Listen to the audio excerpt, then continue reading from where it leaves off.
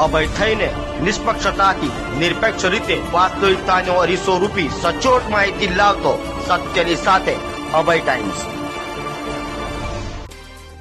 સુરત શહેર Sachin police station વિસ્તારમાં non veg હોટલો અને ધાબાઓ પર ફૂડ એન્ડ ડ્રગ્સ તથા FSL સાથે સરપ્રાઇઝ ચેકિંગ। સુરત શહેરના સચિન પોલીસ સ્ટેશન વિસ્તારમાં નોનવેજ હોટલો અને ધાબાઓની ખાદ્ય ચીજોની ગુણવત્તા તપાસવા માટે સુરત શહેર પોલીસ દ્વારા વિશેષ કાર્યવાહી હાથ ધરાઈ છે। પોલીસ કમિશનર અનુપમસિંહ ગેહલોત અને સંયુક્ત પોલીસ કમિશનર સેક્ટર 2 KN ડામોરની સૂચનાઓ મુજબ નાયબ પોલીસ કમિશનર રાજેશ પરમારની અધ્યક્ષતામાં મીટિંગ યોજાઈ હતી। આ મીટિંગમાં નોનવેજ હોટલો અને ધાબાઓમાં ખાદ્ય ચીજ તરીકે વપરાતી માંસની ગુણવત્તા અંગે કાયદેસરની ચેકિંગ કરવાની સૂચના આપવામાં આવી હતી।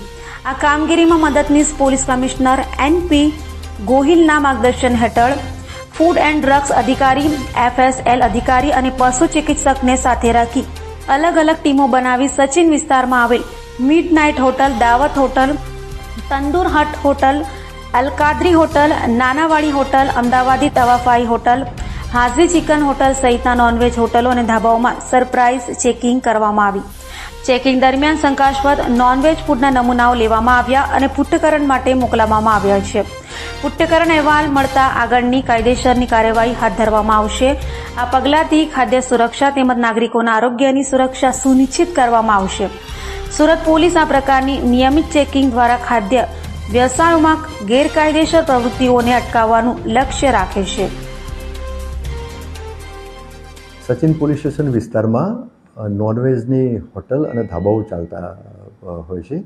ત્યાં કોઈ અખાદ્ય વસ્તુઓ જે સ્વાસ્થ્યને હાનિકારક મળતી હોય એ મળે છે કે નહીં એ બાબતે ખાતરી કરવા માટે સ્થાનિક પોલીસ અને તેની સાથે સાથે ફૂડ એન્ડ ડ્રગ્સ વિભાગના અધિકારી અને FSLના અધિકારીઓ અને વેટરનરી ડૉક્ટર્સ આ બધાની સંયુક્ત ટીમે ચેકિંગની કાર્યવાહી હાથ ધરેલી હતી।